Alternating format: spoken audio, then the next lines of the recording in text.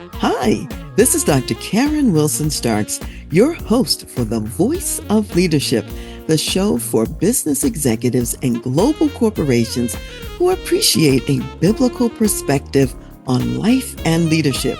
You are listening to our Fab 500 series featuring some of the best of our 500 episodes and celebrating the 30th year of Trans Leadership Inc.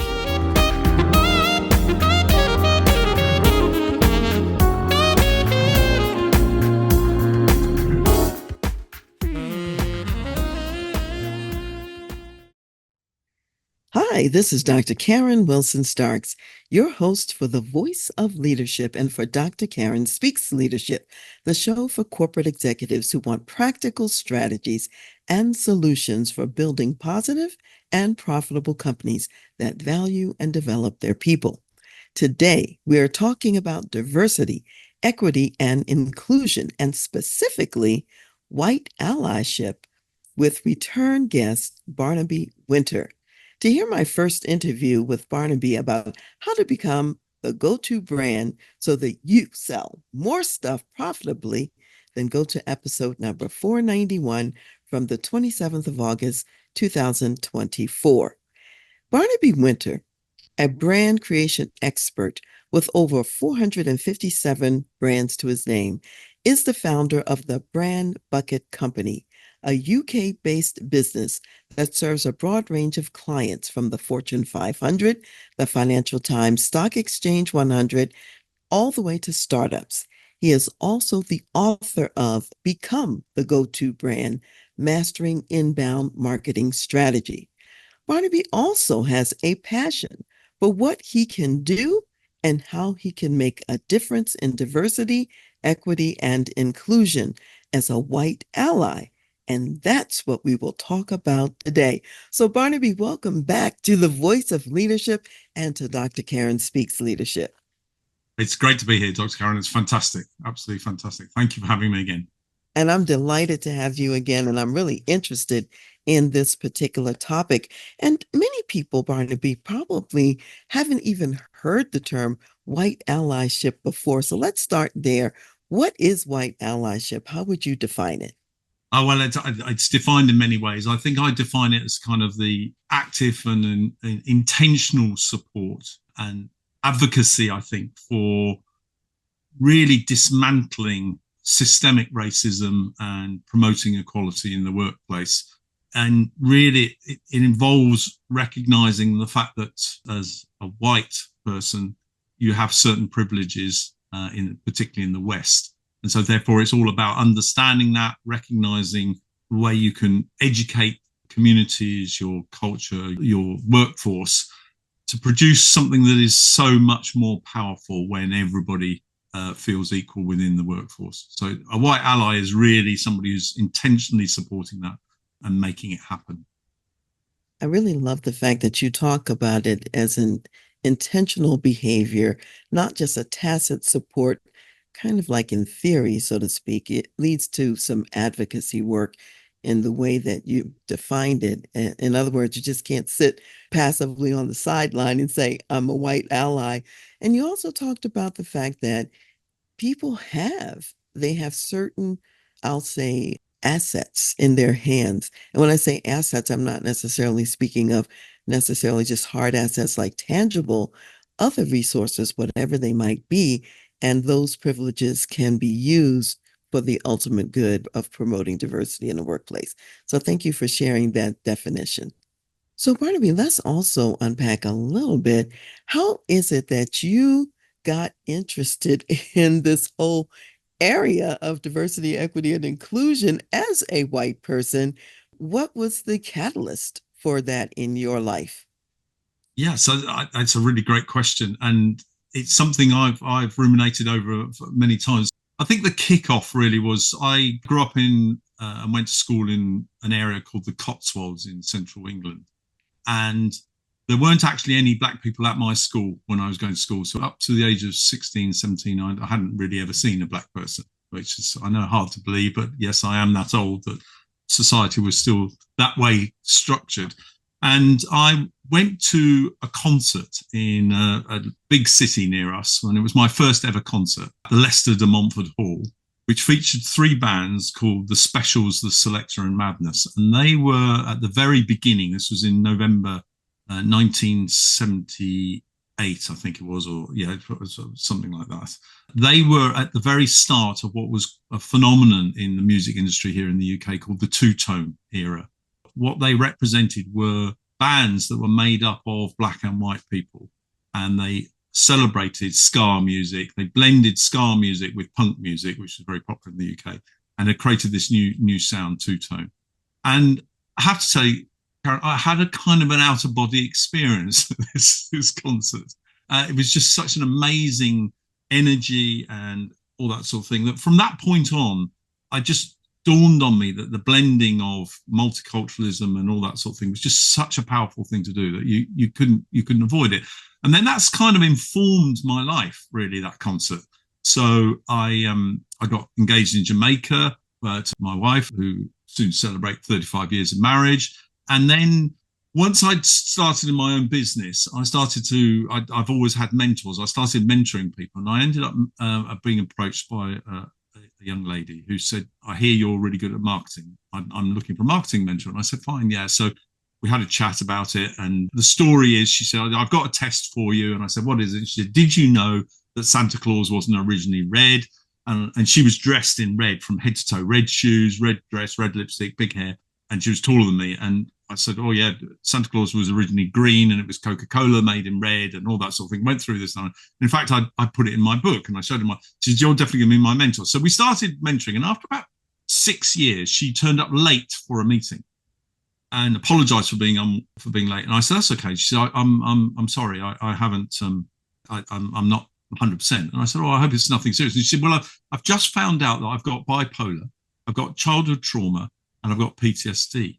And I said, wow, gosh, are you sure? And she said, yes.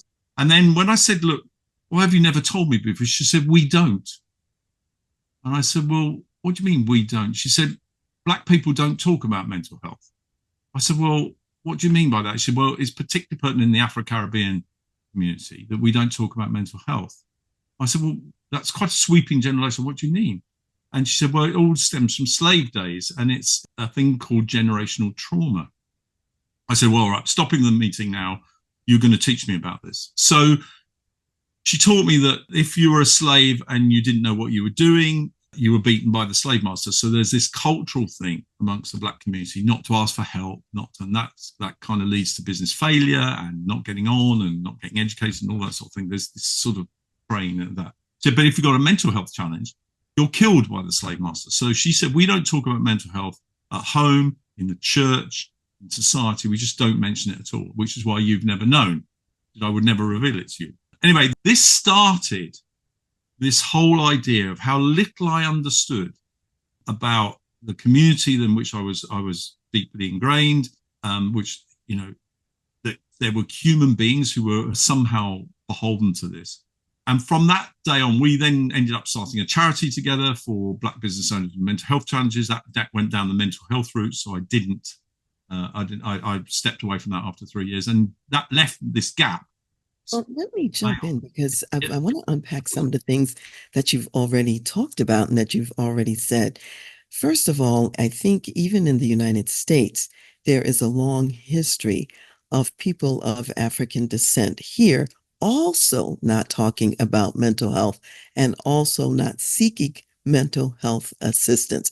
And of course, that is very clear with me as a psychologist. I've seen that and I've observed that. And in fact, it's usually been the pastors in the churches who have been the closest thing to a mental health advisor in Black communities. And so people would go to the pastor that felt safe, and yet they did not feel safe going to psychologists. So early on in my days when I was working in psychology more as a therapist, and in those roles, I actually did get a lot of referrals from churches because they knew that I had a Christian perspective and that their people who they sent would not be convinced to do something ungodly as the remedy or the solution to whatever their problem is. So I do think that there are definitely these cultural issues that a lot of people don't know about because they may not have interactions with people from different cultural backgrounds. So I think it's great that you met this particular woman, you got to learn that, you were mentoring her, and in the course of knowing each other, you could share more intimate details, such as this one that you just mentioned here. And I also want to dial back to when you were talking about the music. There was something beautiful about this blend, this two tone of black and white. I want you to say something more about that. What appealed to you such that that became a phenomenon for you? For me, and it's influenced obviously my whole career, that the idea of using energy that's blended from completely different sources led to a really, really creative output, which obviously spoke to me very much at that age. I've spent my whole career creating famous brands and advertising campaigns where your role is to blend creativity from different sources in such a way as when people interact with it. So it very much informed me that, and to see that from perspective of these two ostensibly vastly different cultures suddenly coming together and creating fusion and creating high energy, really creative, really pleasurable, and also that speaks to you inside. And I think one of the things you learn as you immerse yourself in any culture actually is you suddenly find every culture has a way of speaking to you inside. And again, that's informed my whole allyship journey as well. Is that actually I think the key aspect of feeling equal is the equity that you bring to the table, and actually who you are, what influences you, what your background is, what your experience, all of that. And that's what, in leadership terms, if you can bring that around the table in your business can only be better as a result of it. It can't be worse and more relevant to the market. Absolutely. And I really love this whole notion because, I believe in this notion of what I call the third solution. So that means you're bringing something, let's say I bring something from my background and culture, you bring something from your background and culture, and together we're going to create something that's even greater than what either one of us could create on our own. And that's really what you're describing and how we miss that value sometimes in the workplace. And I think often because workplaces often want to have new people come in and assimilate to what's already there rather than to think that the opportunity is to co-create something new together and to hear all of the voices so that they really can do that. If you're beholden to the institution, if you're beholden to the system, but you don't even realize this, then actually that's quite a common mistake that leaders can make. Is that, if you're sat in a room and everybody around the table looks like you can guarantee the solution you're going to come up with is not going to be relevant to the world that's outside that room. And let me ask you too, because while we're still on music, just a little bit, you mentioned ska music, Yeah. and not everyone who's in the US may even know what that is. So, what is ska music? So ska music is a kind of rocked up version of reggae. It comes out of Jamaica, so it's kind of Jamaican roots music. Just to explain, it's on the offbeat of reggae. So there's reggae beat, and then ska is the offbeat of reggae. So it has an entirely different sound, even though it feels like reggae, but it has a completely different sound because it's on the offbeat, whereas reggae is on the onbeat. And it's just a whole genre of music that's just, well, for me, an extraordinary genre. And comes from Jamaica.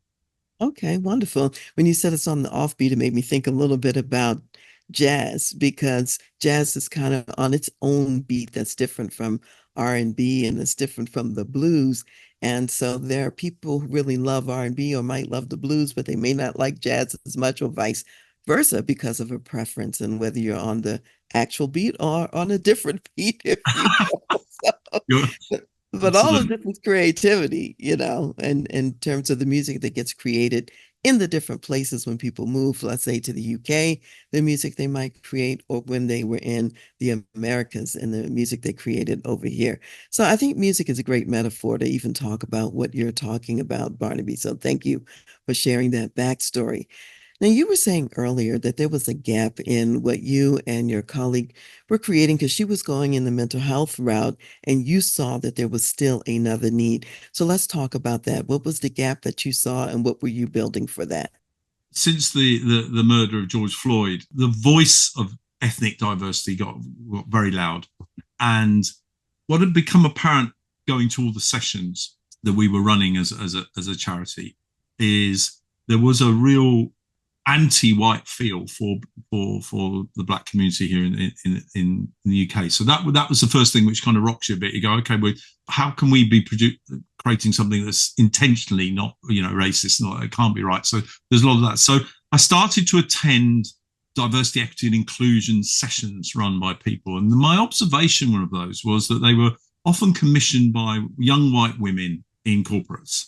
A lot of the work I'm doing, you could easily apply to women in the workplace, LGBTQ plus in the workplace. So diversity is a big subject. It's just my track happens to be the Afro-Caribbean SCAR-based thing. But so I go to these sessions, and they were often run by young black women who were talking about their lived-in experience of being black in Britain and what it felt like and all that sort of thing.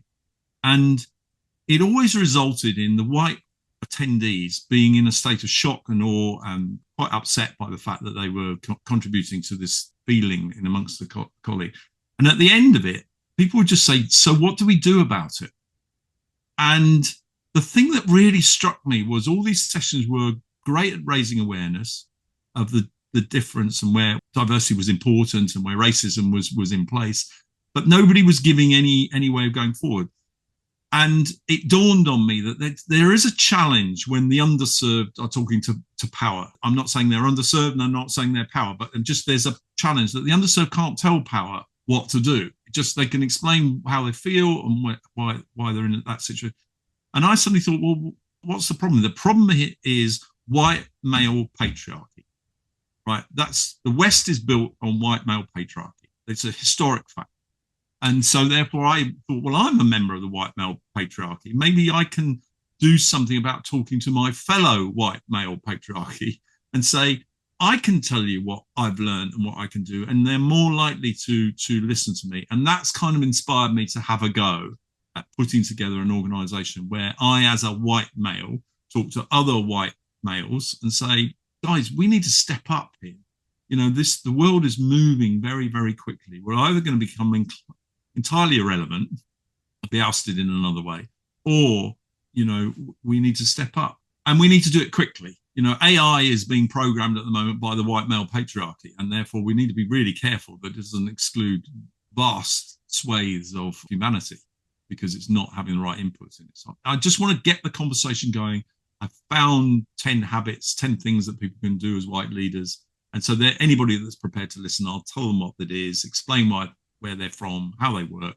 And that should ultimately give white leaders like me the confidence to go into a situation where we can create really equitable work environments. Well, let me dial it back just a little bit before we get into that in great detail, because one thing I'm quite interested in, and I know that from a perspective of people of color, especially in the United States, sometimes they can be reluctant to work with white allies because the white allies don't really know enough yet about what the dilemmas are. So what I want to ask you about, because you've been in some rooms where you've had the opportunity to hear different perspectives. Let's talk a little bit about what you have learned, what you have seen, what you've been exposed to that you didn't know before in terms of those perspectives. Yeah, I mean, it's been quite unsettling.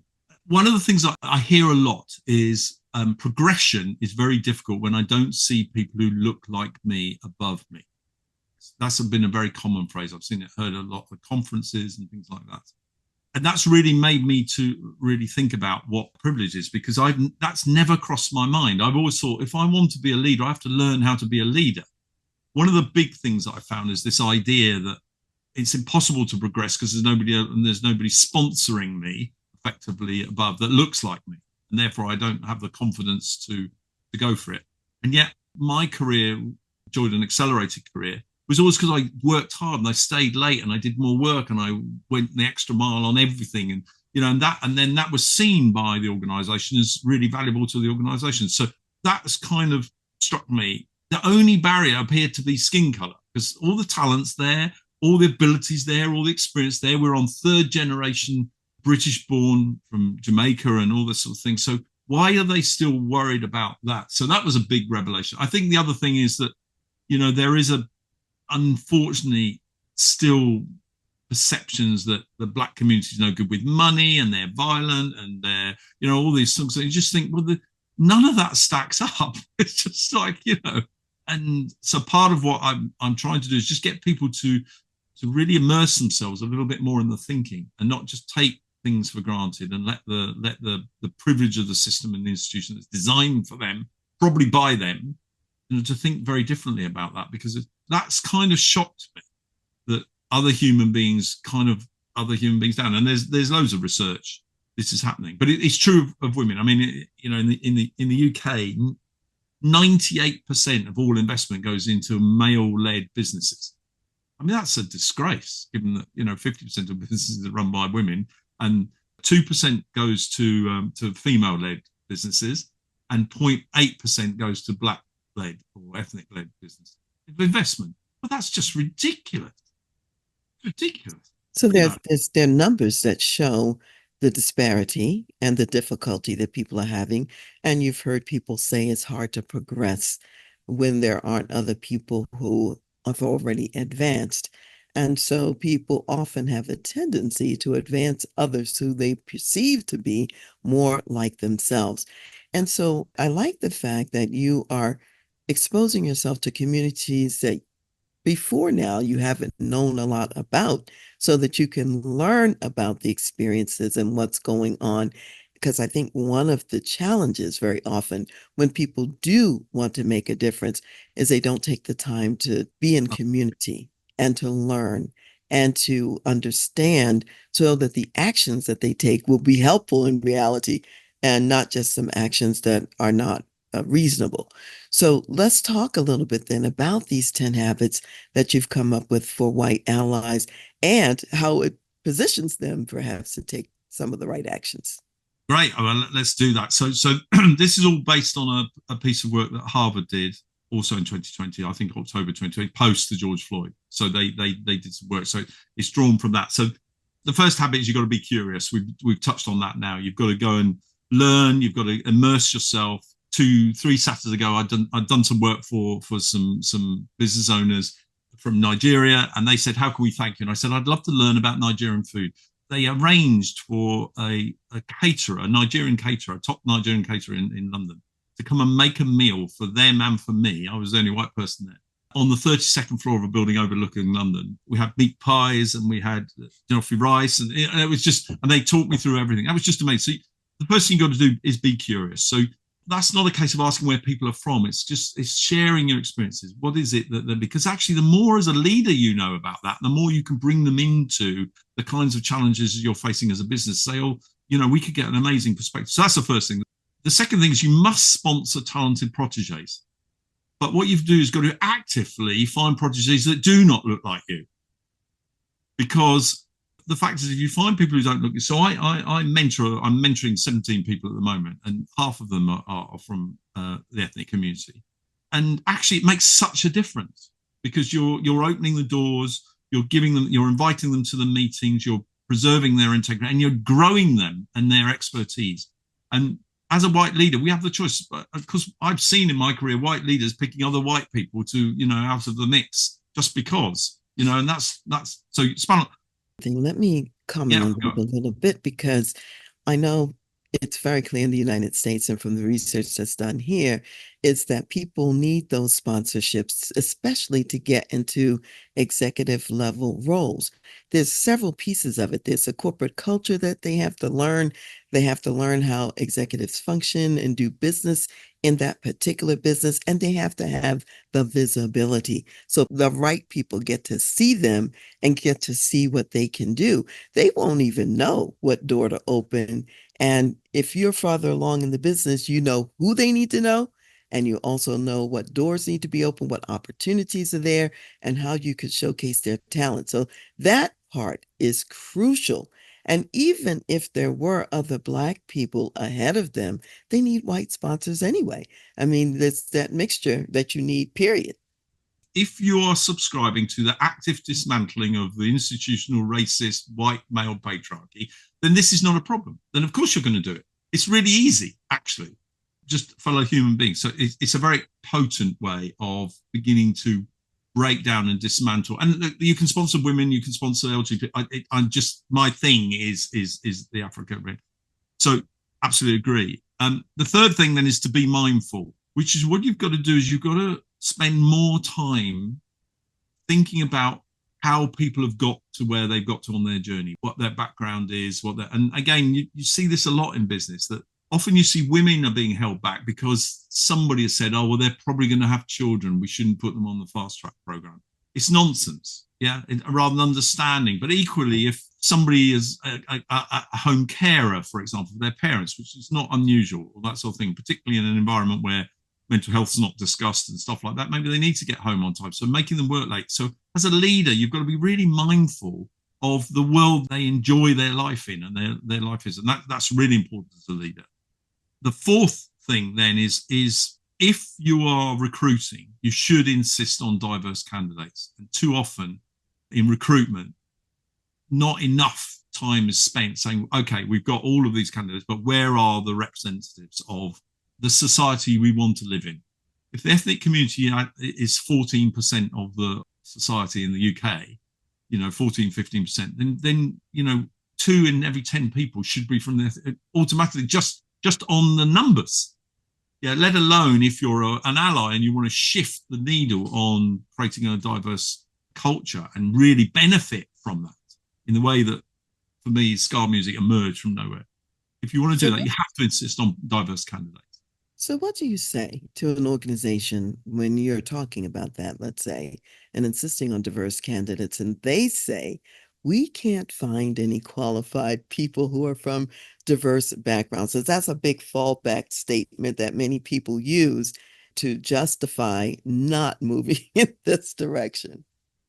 Yeah, so one recognizes that as an excuse or a reason, right? So therefore, if people are genuinely committed to white allyship, then you say, okay, so what's the strategy that we're going to view to make that easier in the long run? So, for example, how many sponsored talented proteges have you got on your list? Yeah, they don't have to be in your organization. Have you been to the universities? Have you brought in people to show them around, to get them excited about what you're doing? You can have a different type of recruitment strategy that isn't through a recruitment advisor who knows it's easier to turn a buck on a white kid than it is on a black kid. You've also got to combine the be curious. You've got to recognize that the use of English is going to be different, or the use of language is going to be different. Actually, you need to be excited that that's why you want them in the mix, because of that. And so there's a whole mindset change there for helping people really commit to, I'm going to bring in different people into my organization. And you've got to kind of de-risk it, I guess, and so therefore you've got to give them the confidence, support them, and that kind of comes on as one of the steps. And it's also some creativity you're talking about as well, because you can't do the same old thing that you're used to doing, because you're probably going to get the same results. So you may have to think about how can you do your own growing of talent, like you said, going to the university level, exposing people to your organization, bringing them there so they have a vision even of what's possible, and then growing the talent in your own organization as a picture of your commitment to doing this. So I think sometimes people just don't think about what could they do differently that might really help or make a difference. Yeah, and if you're in the business of making a difference, you have to think differently.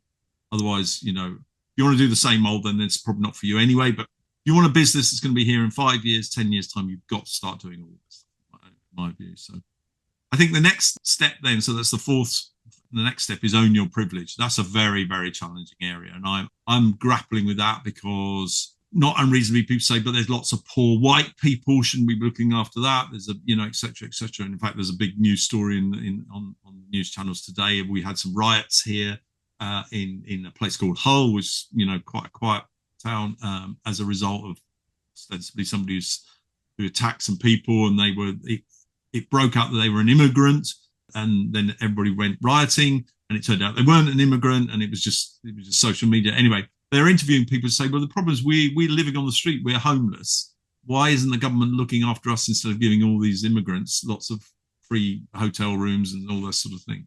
So privilege is a very, very challenging area, and I'm really working on that. I think where I want to take this is we all have, as human beings, one privilege, which is we are able to think. We are separated from almost every other animal and indeed creature on the planet, that we think we can shape our environment. And actually, if you're a leader of an organization, what you've actually created is a pool of thinking around your, in my world, value proposition, what your story is that you're selling to the marketplace. So you want a fresh thinking, you want different thinking, you want all that stuff. And the one thing, it doesn't matter who we are all blessed with the ability to think. Now, what informs your thinking is the way you were brought up, where you come from, what your experience is, all the input that your brain has had, and therefore that influences your thinking. So if you're a leader, one of the privileges you need to own is the fact that probably if you've been a white person brought up in a white system with white institutions and white, your way of thinking is highly aligned with the world you're in, right? And that's what constitutes privilege. You don't even notice there are other people who are a bit upset and not getting from the environment that you're in the same thing as you are. But actually, you should add to that thinking with people from multiple backgrounds, from different things, with different cultures and everything. If you bring that in, then what that happens is it starts to change the way the institutions think and the way the systems think. And they all bear in mind that systems and institutions are simply a manifestation of human thinking anyway. Somebody thought of it. And so I'm trying to work my way through that. It's very early days yet, and I may end up down a blind alley. But I think privilege is we can think, and everybody has an equal ability to think, irrespective of who or what they are. So I know in some organizations, one of the things they fear is that bringing in different people will change things. They don't necessarily see that as a positive. And yet, we know the research suggests that if you, especially if you have complex issues and challenges and difficulties, a more diverse perspective probably will yield better results. And so, talk a little bit about what's necessary for organizations to recognize or hear or see such that this is a journey they want to take. Yeah, I mean, that's a great question, and I'm going to have to revert back to my career. The thing that a business should be defined by is its value proposition, what the value is that it brings to the marketplace. And I fear for the kinds of organizations that think that bringing new people in are going to change things, because those things are probably built around the leadership team. And it's the leadership that are frightened of changing, not the organization. But if you set out a value proposition which is about providing value to the marketplace, then it's an imperative that you bring in fresh thinking and new thinking. Because if you look at the marketplace, it is fundamentally changing every single day, and it's much more multicultural. It's much more blended. We have got an infusion of different cultures across the way we work. If you're frightened of adjusting and changing to meet the requirements of the market, then probably your business is on the way out. And that, because you're not adapting. And, if you're, even in Darwinist terms, you're simply not adapting to the environment. And if you're fearing change, it's always going to be the same. And there are hundreds of business case studies where whether it's a Blockbuster or it's a Kodak or whatever, they've sat in a room and said, we're not changing, we're right? And they haven't brought in any new thinking, and they're not with us anymore. And we are almost daily seeing massive organizations falling on their sword where they just haven't adapted, haven't changed. Surely the best way is to bring in fresh thinking, new thinking from a diverse community, which represents the community you're going to sell to. Very exciting in my view. Well, let me ask you something else too about white privilege, because a lot of times when people are talking about white privilege, those who are in the group who has the privilege, they see it as a negative slam that's being said about them. And then they want to resist that term white privilege. And yet there are some benefits to the term. and how you use it and leverage it. So talk a little bit about that, because many of your colleagues might say, well, I don't think I have white privilege for whatever reason, and they Sure. may say it's negative that you're calling out this white privilege as something to leverage. I guess my problem is using the word white. I think what you should do is the phrase that I use is own your privilege. Now, if you're white, that privilege comes with certain privileges. That makes sense. Yeah. Yeah, because you've probably grown up in a system that was designed for you, if not designed by you, and therefore you fit into it very naturally, and therefore you swim through the education part of it, you swim through the career part of it, you swim through the way society works, and you don't really notice anything, irrespective of whether you're rich, poor, or otherwise. That is not what's at challenge here. It's the privilege. It's saying, okay, well, I've got a bowl of apples, and I can give everybody an apple. I can keep all the apples myself. And if everybody has an apple, then the doctor will stay away, because an apple a day keeps the doctor away. Most leaders know, really good leaders, and certainly the ones I've worked for, if they know they have access to resources that gives them huge opportunity to do great things, whether it's for the people who work with them, the people who are working with their organisation, or indeed the people who benefit from the work of their organisation. They have the privilege is that they have these resources available. So part of the privilege of somebody who has been white in a white system and a white process is they have access to these resources much better, and that you can then deploy those resources in all sorts of manner of way. And if you believe in a multicultural, diverse humanity, then you can use that privilege for good, unquestionably.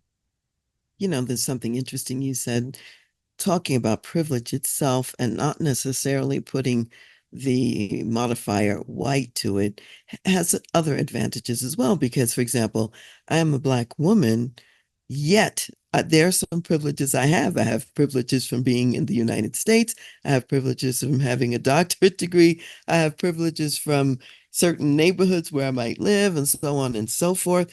And I can use those, and do use the ones that I have, to also lend support and a step in the right direction for someone who wants to move forward. I can leverage my privilege too. Yes. And I think part of white allyship is that you have access to resources to elevate everybody around you. And it absolutely should have no bearing on skin color or culture or anything. You can elevate everyone, but you have to be a bit active, because there's this latent history and things preventing you unlocking real talent that's probably in your organization right now. But if you sponsored it, if you helped elevate it, actually your organization will be better, let alone you as an individual. So. All right. So what's next? What's next? Well, so the next one is accept feedback, because this is a very tricky area as I learn, and I don't mind telling you, I'm quite nervous doing this talk and talk with you, but in the sense that if you are in the creative world, if you are in the world of innovation, if you're in the world of change, if you're in the world of making a better world, you're going to take more risks than the average person. And that's actually what probably made you a leader in the first place, and why you are distinctly different from everybody else around you. You've naturally been able to compensate for the fact that you're taking more risk and you're putting yourself out there. But when you do that in an area which is very, very emotive, I mean, this is a particularly emotive area, and often people's reactions are logically make no sense at all, but emotionally make a ton of sense. What you've got to do is you've got to learn to accept when people say, I'm not comfortable with what you're doing, I'm not comfortable with what you're saying, what you've said isn't right, I hear it the wrong way, all that sort of thing. But there's a mechanic. And so what I teach people is there's a way of doing feedback. And there's a big thing in the UK about wokeism, and stuff like that. This isn't about being woke. This is about people saying, that didn't work for me, what you've just said, right? And if we are both on the same journey of creating a diverse, equitable environment where we all thrive, that's not going to work for me. You need to build that in as a leader. And actually, fun enough, feedback in leadership is very, very challenging anyway. So, and often I meet many leaders who don't know how to accept feedback.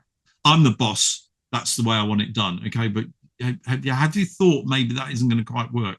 Well, I got here because I'm successful. You can see a lot of which is often driven by white male patriarchy. So accepting feedback is the next area, and there's a whole process to that which make you feel comfortable and all that sort of thing. And part of that leads then to you being the next thing I've got on the list, which is being a confidant. You can act as a safe place for someone that if you're sponsoring them or you're creating an environment or people are feeling a little bit nervous or a bit uncomfortable with what you're doing as a leader, you become a confidant. And there's a whole technique to being a confidant, and getting people to open up. There's ways of doing that, which again, we as leaders should think about much more often than we actually do. Often we're limited to job descriptions and that's your job, get on with it, and all that sort of thing. But actually, if you're a confidant, and it feeds into being mindful, being curious, all of that all suddenly flows into that place that makes you a safe person to come and say, do you mind if I come and talk to you? And you will know you've worked with people in the past. When people come up to you, you feel really good. You've created a relationship to a point where they go, do you mind if I tell you this? They don't feel threatened. They don't feel at risk. And that's really important. So that's the seventh of the habits. Let me say something about that, because I think that confidant part is really important. And you mentioned a word a second ago, which I think is the key to it, which is relationship. You don't become a confidant without the relationship. And the relationship does have the feedback element, because if our relationship is one way, then I'm not going to feel safe. I'm not going to feel trusting. When I know that I can say something that also gets your attention and influences you, then now we are acting as equals in a relationship, and we can go multiple places. And I think so often when this work is done, people are not meeting on equal terms and equal footing, and therefore the relationship doesn't go as deep as it needs to go to have the impact that you're talking about having. And I'd love to add to that. I think the deeper you take the relationship, the more you get from it. I think it should be an objective to make the relationship go deeper, but that there are techniques to that. Be a confidant, accept feedback, be curious, be mindful, all the things I'm talking about.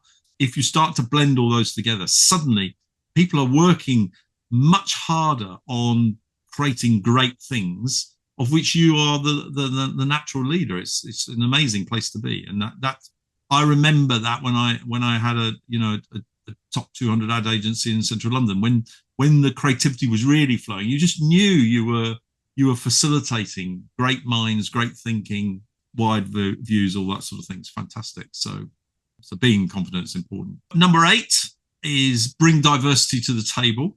And that's what I mentioned that earlier. If you walk into a room for a meeting and you look around the table and everybody looks like you as a white male, you're in trouble, because all you're going to do is produce something for each other, and you're going to make decisions. And so therefore, half the population is female. So half the room should be female for a start. It's just them's the rules. But equally, from a multicultural point of view, you need to have many different faces in the room, because you're absolutely guaranteed. And interestingly, McKinsey have done a report where people are taking a diverse approach to things. They're 27% more profitable. They've done this massive piece of research. 27% more, and actually it's even more if it's female-led. But actually, just diversity per se, 27% more profitable if they lead a diverse workforce. I mean, how can you not be doing this? I'm lost now. So bring diversity to the table. So if you're ever in a room where everybody kind of looks like you, and you kind of go right, we need to bring other people into this conversation, and just be an actively do it. Say, we won't start the meeting until we brought in so and so and everything. And then you've got to make them feel comfortable and not weird and not tokenism and all the things that you got. Actually, this is the team. So better to do it, but bring diversity to the table. So 9 is really, really interesting, and another difficult. If you see something, say something. This is really difficult. I was at a DEI conference last week in the city of London, run by the Livery Movement, and a lawyer stood up and said, what you should do is, if you see any kind of racism or anything that upsets people, you should have a word with people afterwards and explain to them. That's absolutely not what the Harvard research says. He said, if you want to be a true leader, you have to say something immediately as it happens, because it has multiple level impact. First of all, whoever's made the thing that's caused you even to think this, right? They are publicly being held to account. That's the first thing. The second thing, the person to whom they were being inappropriate feels protected by you as a leader there and then. Yeah, because they won't know that if you have a word something else. When you say so, I'll have a word with them after the meeting. That's terrible. And thirdly, the other people who are in that particular situation will recognize that as an organization, you are committed to the right path for diversity in the organization. Now, how do you do that? And again, the best way to do that is as an organization, is you have a statement that everybody says, so it doesn't feel personal. So you create a statement, and I can help organizations do this, which says, as an organization, we do not condone that kind of behavior. Yet it is not something that we consider to be part of our culture. We would prefer that you don't do that right now. Yeah. And it's a statement from the organization. Now, you as a leader can say statements from the organization because it's your charter or your policy. And then it depersonalizes it, and it makes everybody feel safe, and it makes the person feel, if you do it in the right way, even the person who started will stop and think, okay, I'm not going to do that. Yeah. And it gives some courage to others in the room so that they could speak up later if Correct. They see something going on as well. Correct. Absolutely. And therefore you have a massive cultural shift but you have to do it at that point. It's very, very risky. And I recognize if you see something on the train or on the bus or something like that, you should see something and say something then. It's very challenging because people feel threatened. And then the final thing, which has really been my objective for the first year of really putting this all together, is you need to build a community of allies. In other words, this isn't something you need to do alone. There are plenty of people that I'm meeting that care passionately about no discrimination, the creativity, the innovation, the profitability. And actually, they all recognize that diversity is key to that going forward for humanity, for their organization, for their societies, etc. And so therefore, what you've got to do is you've got to find those people and share with them your fears, your successes, what makes it work, because otherwise you're just seen as a bit brave out there and a bit, you can be put to one side. But if you've got a community of allies around you, it gets bigger every day. It's a kind of weird thing that if you state, this is what I'm trying to do, then people come towards you and say, we'd like to learn more about this. Can you help us on this journey? And then you help each other, and then the whole thing gets bigger. So it's be curious, sponsor talented project days, be mindful, insist on diverse candidates, own your privilege, accept feedback, be a confidant, bring diversity to the table, see something, say something, and build a community of allies. That's a really ambitious charter and much needed. And so, first of all, let me say thank you for even taking this on. And I know that there's probably a lot of pushback because not everyone supports moving in this direction. And so let me ask you this. What have you had to shift about yourself as a result of doing this work? Yeah, so I'm not big on coaches. It's one of those things I've never needed in my life, but I took on a coach. So a coach approached me and said, the challenge you've got, absolutely love what you're about to do and what you're beginning on, but you aren't equipped for it. And I went, okay, what do you mean? And so we've gone through a journey of, we've gone through how I deal with conflict, what my equity is, what I'm going to draw on that's inside me when you're right, the flat starts to come towards you. And how am I going to cope? Because how do I maintain my mental health? And then how do I take the strength of great calls like this, and podcasts, and just use that power to become resilient in the world. So what I've had to do, so I'm an only child, son of an only child. So I'm quite unemotional, I'm quite resilient. I've always thought that, but she just said to me, I don't think you'll cope if this, and we've been working together for a year, and she's taken me on an extraordinary journey and has coached 60% of the FTSE 100 leaders. So she knows what she's doing. That has been For a man of my age, that's now in my third trimester, as they say, if I get that far, and shouldn't be doing this sort of thing. I should be out on the golf course and wasting my life that way. I shouldn't be doing this. Actually, that's been the most profound part of this whole journey. Is people coming to me and say, "How do we make you great at doing this?" And that's been a revelation, because I've always been, when you're in the ad industry or the marketing industry, you're the service, and now people are coming towards me and say, "How do we help you do this?" And that's been the biggest kind of mindset change that I've had to go. That people want to help me do something. No, I help you. That's what I'm tuned that way. You got it. Well, I love this because it speaks of the necessity of the continuous learning aspect and the fact that there's preparation for this that's not in your experience and not in your background, and that you need if you're going to go forward. And it's not an easy journey, because I remember in the United States, many times people who were white allies in the civil rights movement, they were killed just as the black people were killed. Exactly right. I mean, it's dangerous, Dangerous. to certainly be in that space, and you want to be doing it in the best way possible so that you have more of an opportunity to succeed and so on. So you got this coach. The coach has been coaching you for a year. What else do you envision that you need to learn or have in place so that you learn the next set of lessons? The big thing is, and it's indeed the title of this podcast, having the voice. This isn't about lunch and learns with 6 people, 4 of which are only there for the lunch, right? And 2 have no idea what you're talking about, right? This isn't about that. This is about creating real change. And I think one of the things that I'm drawing on is how, over my career of 35-year career of creating brands that have created change in business, how you apply those rules to creating change in culture and human behavior. Now, I think advertising is about influencing human behavior. I, like you, did a psychology degree, so I've always been in pursuit of human behavior. But this is a different style of human behavior that you're influencing. It's influencing people emotionally, rationally, culturally. That's a whole new territory for me. And so one of the big challenges is I'm looking for support to build.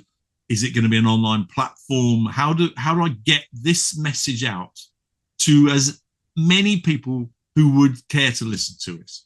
I don't want to be an evangelist. I don't want to set myself, have a lovely family life. I don't want to set myself up for being, the target of people who might not agree with that. That's not what this is about. It's about, if I can make a difference to 1 person, 3 people, 8 people, 10 people, that's got to be a good thing.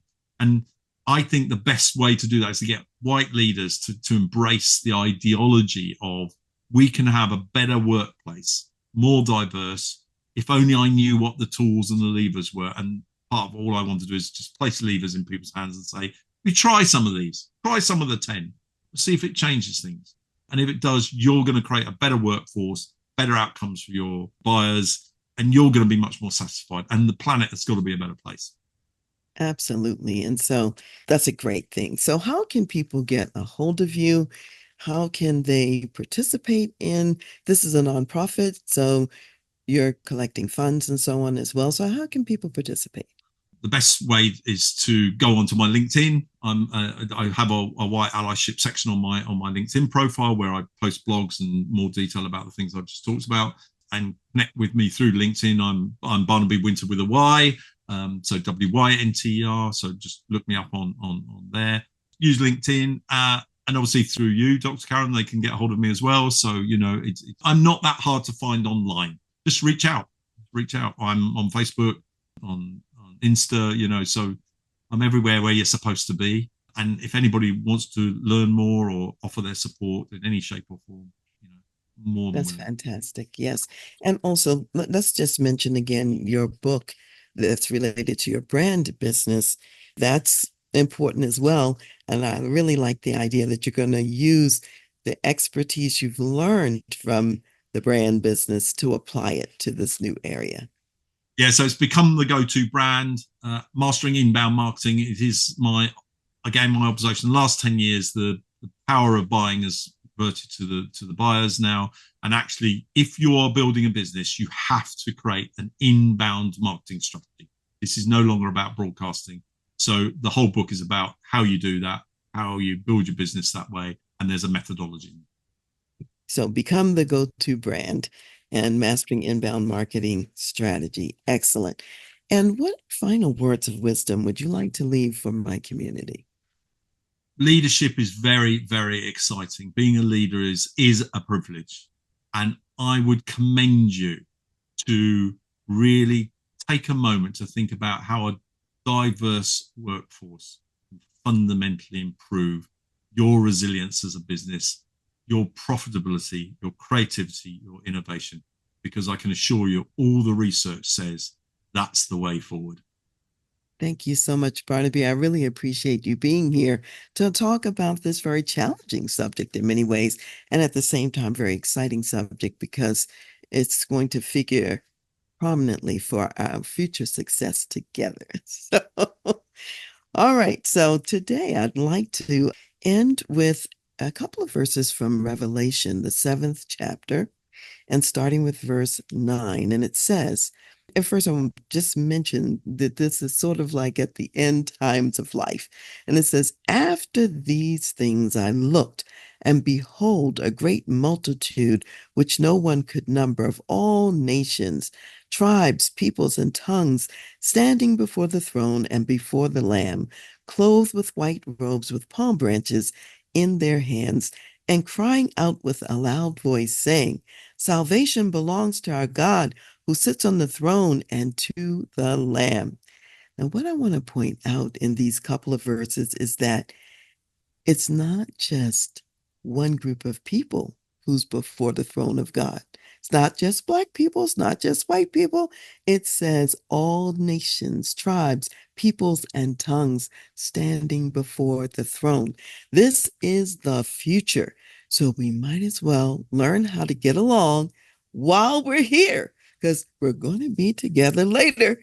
Or maybe you want to be in the downstairs room instead of the upstairs room, but I hope not. I hope we'll be creating a great life together in heaven with God. So let's get started and leverage some of those 10 principles that Barnaby just shared with us today about how to make a difference. Thank you for being here. Have a wonderful day, and we'll see you next time. We live in a world with so many divides between groups of people. And today, I am with Dr. Clarence Schuler, the president and CEO of Building Lasting Relationships. Dr. Schuler knows that cross-cultural friendships are part of the necessary healing journey. So, Dr. Schuler, tell us more about the power of cross-cultural friendships.